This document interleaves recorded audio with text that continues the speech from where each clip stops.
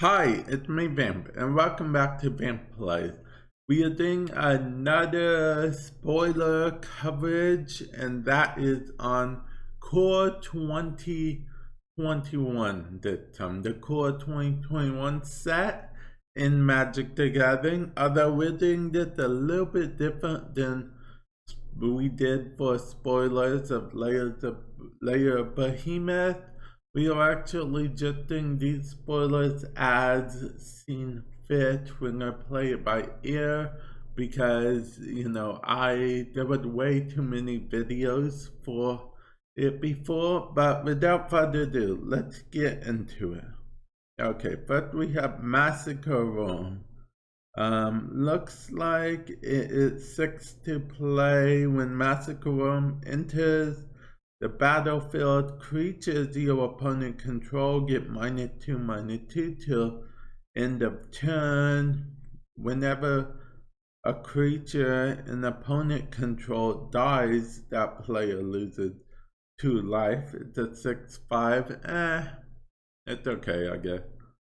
Next we have Demonic Embrace. It's an enchant creature. Enchanted creature gets +3/+1 and had flying and is a demon in addition to its other type. You may cast Demonic Embrace from your graveyard by paying 3 life and discarding 1 card in addition to paying other cards. So you can cast it from your graveyard for 3 life, discarding 1 card, and still your guy tap 3. Okay, now we have Double Vision. Whenever you cast your first instant or sorcery spell each turn, copy that spell. You may choose new targets for the copy. Honestly, that's not that bad. So, yeah, that's not that bad. We have Manga, the Diplomat. Lifelink. Whenever an opponent attacks with creatures, if 2 or more of those creatures are attacking you and or planeswalkers you control, draw a card. Whenever an opponent casts the second spell each turn, draw a card. Okay. Now, here's another planeswalker. Well, here's a planeswalker. Basari Cat. It's a legendary planeswalker, cost 3 to play. First effect, put a +1/+1 counter on up to 1 target creature. It gains indestructible to end of turn. Second ability, whenever one or more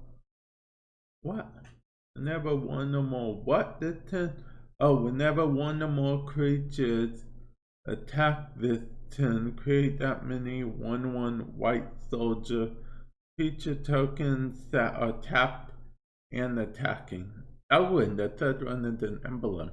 I like emblem's abilities because I'm going through a phase right now. Okay.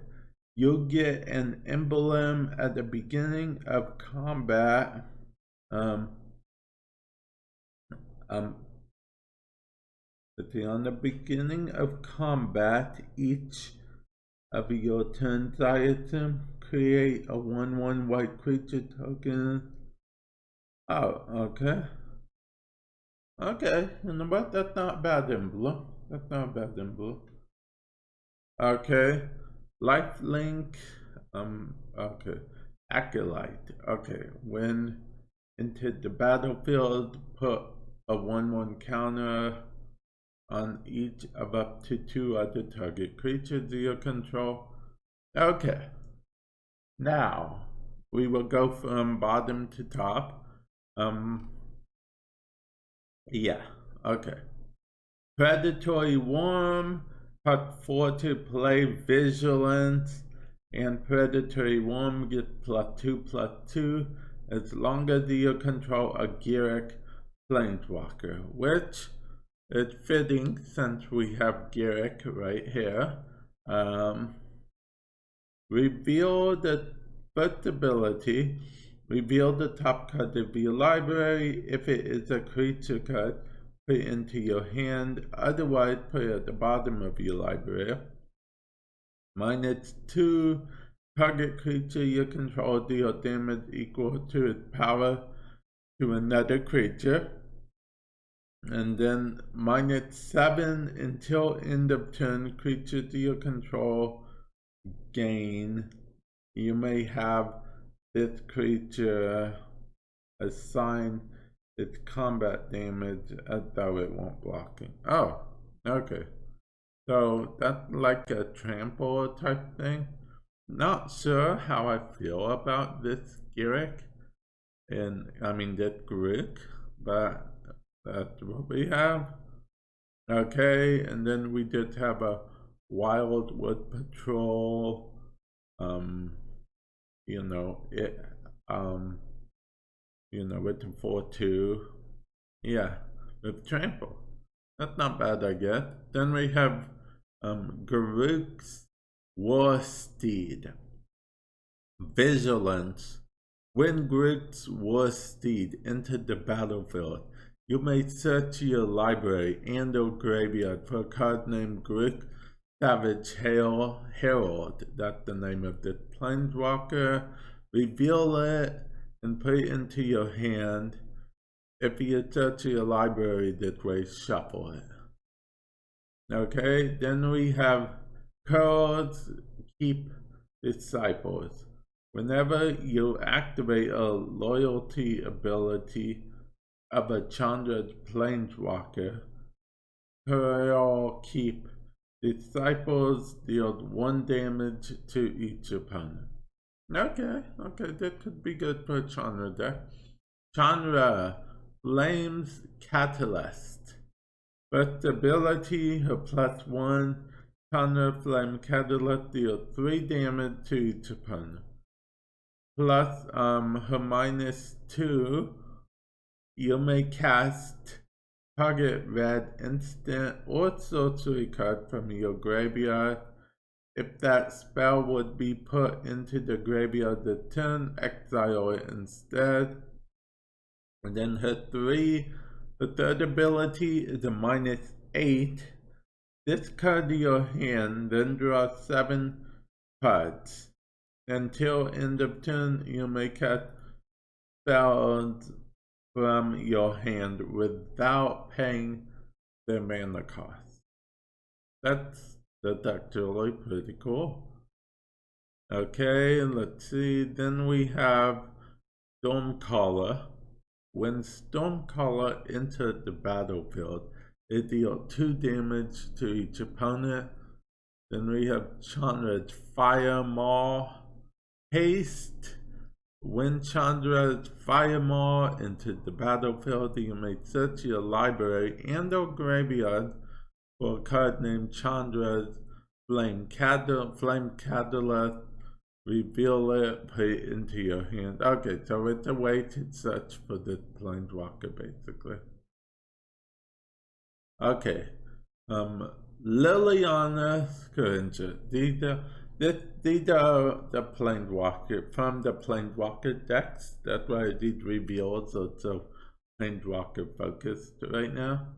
At the beginning of each end step, if a creature died this turn, you may put a loyalty counter on a Liliana Planeswalker you control. Liliana Death Mage. Return up to 1 target creature card from your graveyard to your hand. It's a +1. A -3, destroy target creature, its controller loses 2 life. And then -7, target opponent loses 2 life for each creature card in their graveyard. That's a Liliana's Death Mage. Huh. Interesting, I guess. Okay, then we have Spirit of Malevolence. Okay. Each opponent loses 1 life and you gain 1 life. Okay. Okay. Then we have Lilias Scorn. Destroy target creature. Then you may search your library and or graveyard for a card named Liliana, Depth Mage. Reveal it and put it into your hand. You know, if you search this way, shuffle your library. Okay. Now, here's where we get to the top of the list. Blue and white. Okay. Whenever Historian of Zereffa, whatever, attacks, if you control a Teferi Planeswalker, draw a card. Okay? Teferi Timeless Voyager. +1, draw a card. -3, put target creature on the top of its own library. Then -8, each creature target opponent controls phases out. Until the end of your next turn, they can't phase in. Okay. Phasing out and phasing in is a mechanic that's finally hitting. It looks like it's a mechanic that's finally going to hit Arena, if I'm being honest, which is awesome. Okay, phasing out basically like it doesn't exist. So that means it can't be destroyed, but it can't attack either. Nothing, no board wipes or anything affects it. It just doesn't exist for however long it phased out for. It can't attack, it can't defend, it can't get destroyed, it can't do anything. Okay, anyway, whenever you draw your second card each turn, Mystic Skyfish and flying to the end of the turn. Then we have Teferi's Wavecaster at Flash, Teferi's Wavecaster into the battlefield. You may search your library and or graveyard for a card named Teferi Timeless Voyager, reveal it and put it into your hand. If you search your library this way, shuffle it. Okay, now we have Adherent of Hope. At the beginning of combat, on your turn, if you control a Batari Planeswalker, put a +1/+1 counter on a Hope thingy. Okay. Here we go. This is a Planeswalker. Okay. Put a +1/+1 counter on up to 1 target creature. It gains vigilance till end of turn. -1 whenever a creature attacks this turn, put a 1/1 counter on it. -6 creatures you control get +2/+2 and gain flying till end of turn. I'll be honest, that doesn't seem to outweigh, yeah. Okay, this ability, as long as it had the he had the +1/+1 counter, he had lifelink. That's not bad. Then let's see, put a +1/+1 counter on each of up to 2 target creatures. You may search your library for basically him. That search card, either all the search cards, it seems like. Okay, and those were the Planeswalker decks. Now let's get into more Planeswalkers. Yeah, you thought we were done. Not yet. Okay, Vital, Thorn of the Dusk. Whenever you gain life, target opponent loses that much. Oh my god, this is awesome with the vampire card. Okay. I'm getting way too happy. I'm a fan of the vampire decks, okay? Okay. Okay, let's see. Then creature do your control gain lifelink to the end of the turn you can do. That's pretty cool. Okay, then we have Ugen, the Spirit Dragon. +2, Ugen the Spirit Dragon deal 3 damage to any target. -X, exile each opponent with convey mana cost X or less. That's one or more color. Ooh, that's actually pretty powerful. So you could say, just from the get-go, you could activate, put 6 and exile each permanent that's 6 or less, as long as they have a color. Wow, you could exile your, I guess that's why it cost 8 to play to begin with. Okay. And then third ability is -10. You gain 7 life, draw 7 cards, then put up to 7 permanent cards from your hand. Okay, that definitely deserves to cost 8. I was about to be like, maybe it shouldn't cost 8, but it should definitely cost 8. Okay, then we have Grim Tutor. Search your library for a card. Put that card into your hand. Then shuffle your library. You loot 3 life. Oh, I'm glad they're bringing tutors back. That's pretty cool. Azura, lost but seeking. You may play 2 additional lands on each of your turns. Okay, and then we have Fierce Empath. Whenever Fierce Empath enters the battlefield, you may search your library for a creature card with convert mana cost 6 or greater. Reveal it, put it into your hand, then shuffle your library. That's actually very cool. Very cool. Okay. I gotta admire this land for a moment before we continue. I know you guys can see on screen too. It looks so awesome. Okay, let's continue. Torment's Crypt. Tap, sacrifice Torment's Crypt.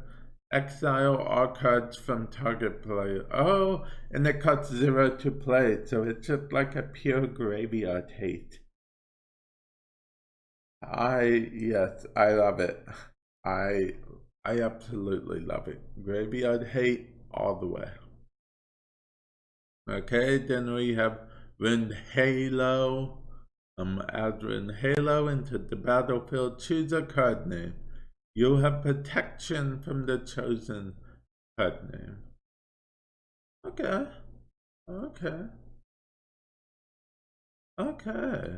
so I can't be targeted by that specific card name. Okay, cool.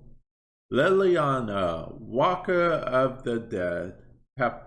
First ability, her +1. Each player discards a card. Each opponent who can't loses 3 life.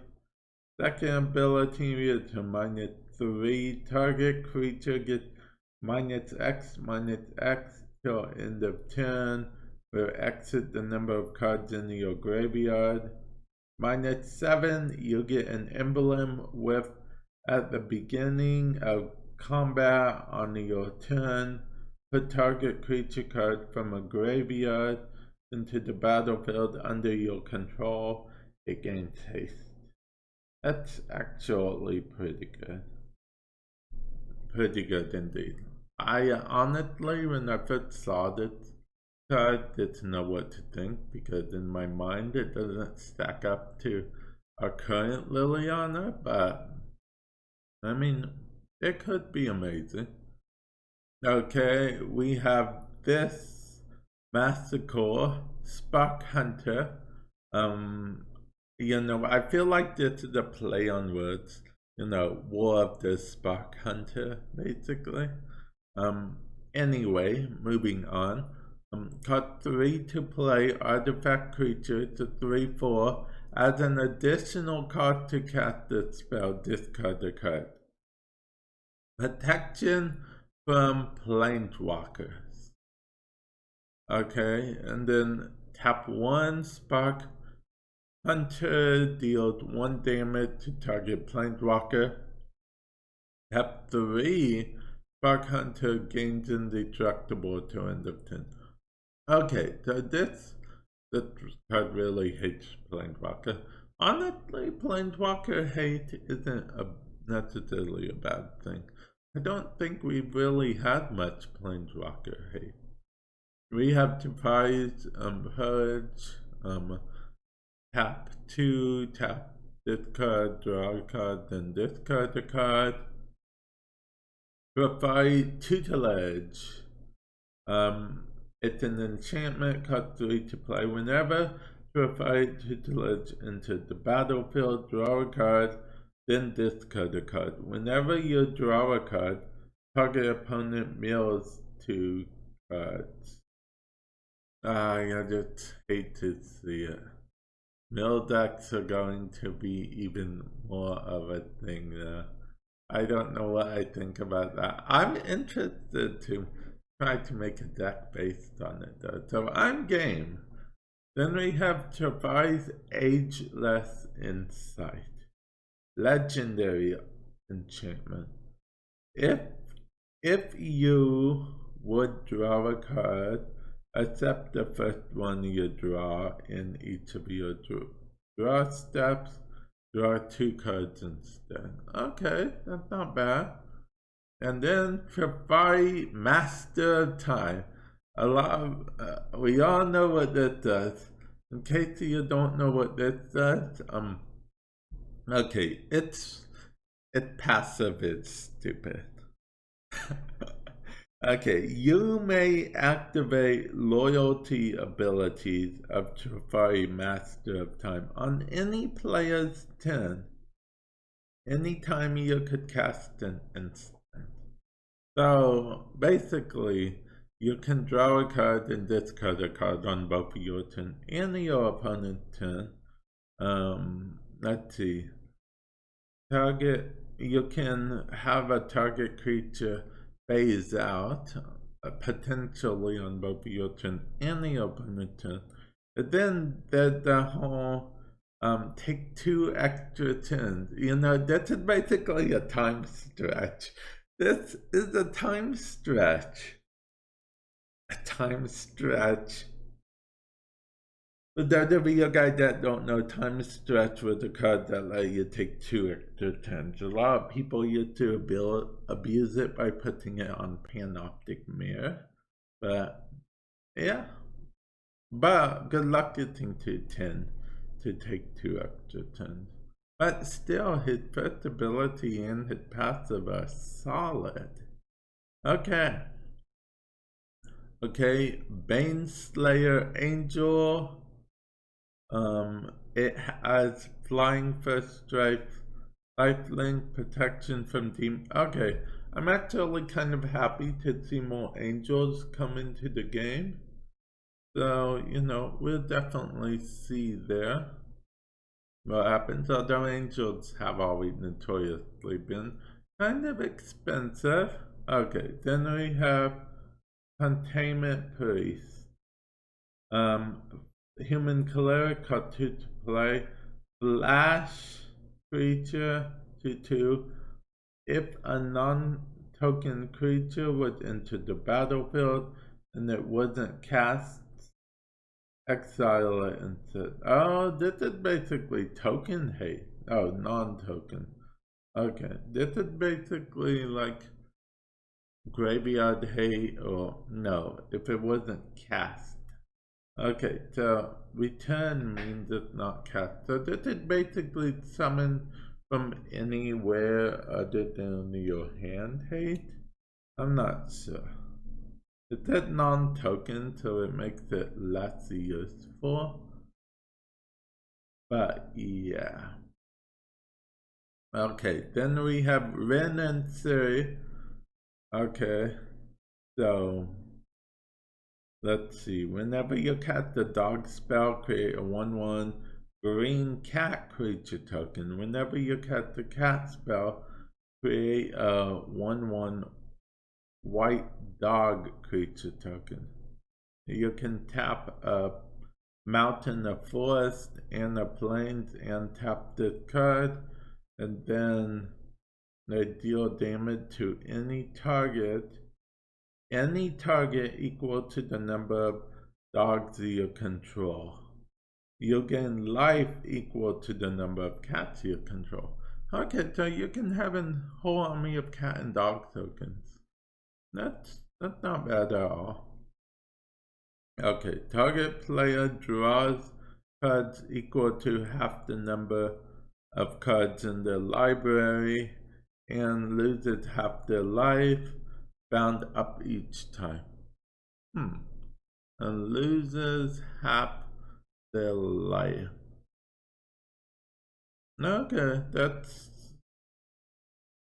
that's interesting. That's a gamble. I mean, you could, okay, say you were at 20 from the beginning. You just drew half of your deck on the first turn, and then had to pay half of your life. But see, then you could be down to 2, and then it would have you pay half of your life, which is 1. So that card could be good, could be bad. Okay. Condorian Dryad, okay. Whenever you cast a spell that's a white, blue, black, or red, white, blue, black, or red, put a 1/1 counter. Okay, so basically any color that's not green. Okay, okay. I didn't actually open a tap thingy for this, unfortunately. Okay, and dealing person. It's a vampire! Okay, okay, sorry for yelling in the mic, guys. Flying. The vampire should have flying. Okay, life length. At the beginning of your instep, if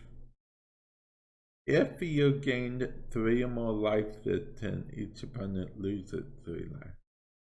Ooh, okay. Okay, and then this chromatic ori. You may spend mana as though it were mana of any color. Okay, so that is definitely a chromatic lantern, but better, maybe? Okay. So add 1, 2, 3, 4, 5 colorless, but you know, you can spend mana though it were mana of any color. So you're basically adding 5 mana of any color. Draw a card for each color among the permanents you control. Okay. Okay, so if you have a 5 color deck, you're drawing 5 cards each turn. I got 7 to play, so wonder if we can cheat that out or not. Then we have Gadrick. Let's see, he can't attack unless you control 4 more artifacts. He can fight 4, cut 3 to play. Flying. At the beginning of your instep, create a treasure token for each non-creature that died this turn. Okay. Okay. It's an, okay. Okay, that's cool. That's cool. Okay. Other dogs you control get +1/+1. If I recall, hounds are dogs now. I could be wrong. I think I read somewhere about that. Okay. Whenever pack leader attacks, prevent all combat damage that would be dealt this turn to dogs you control. Okay. Okay. Not bad. Primal Might. Target creature you control gets +X/X until end of turn, then fights up to one target creature you don't control. Okay, that's not bad either. And then enter the battlefield, draw a card, tap, add. I feel like some of these cards are reprints, but I'm not complaining. Okay. Shipwreck's Dowser. Ooh, it's a merfolk, huh? Okay, Prowess. Whenever you cast a non-creature spell, the creature gets +1/+1 till end of turn. And then when Shipwreck Dowser enters the battlefield, return target instant or sorcery card from your graveyard to your hand. Okay. Okay. Okay. And then whenever the Elder deals combat damage to a player, you may draw a card. If you do discard a card, bad deal, you draw 2 cards, and each opponent discard 2 cards. Each player loses 2 life. Okay. Okay, and okay, I'll be honest. This right here, actually, rewind, brings back so many memories. Counter target spell, untap up to 4 lands. I know it's just a reprint, but yeah. And then we have return target permanent card from your graveyard to your hand. If a creature died this turn, create 2 1/1 green appling creatures tokens. Okay, so that's basically it for now. I think I'm gonna like the artifact thing quite a bit. Actually, you know what? I'm gonna click on some of these and actually go to them. Okay. Let's see. Malevolent Scythe entered the battlefield with a soul counter. Equipped creature gets +1/+1 for each soul counter. Okay, whenever equipped creature died, put soul. Oh, okay, so basically it just gets stronger. Okay, that's actually kind of cool. Tidal Wave, Tidal Whale. Okay, creature your opponent controls get -1/-0. Okay. Not bad. Cryptic Masterpiece, cut 2 to play. Tap, put a page counter on Cryptic Masterpiece in scry 1. Tap 2 and tap, put a page counter on Cryptic Masterpiece, draw a card. Whenever Cryptic Masterpiece has 4 or more counters on it, exile, and when you do, you'll gain 4 life. Okay, so basically, you can get technically 2 draws out of this, or you could get 4 scries, and at the end you gain 4 life. Okay, that's not bad. That's not bad at all. That is not bad at all. Okay, well, I did want to go over the cards with you guys, let you guys know what I think of some of them. I should be doing more spoilers in the future, of course. Definitely stay tuned to the channel. If not more spoilers in general, I'll be talking about more stuff in general as I do. And with that, I will catch you guys in the future. Hopefully you guys enjoyed. Later.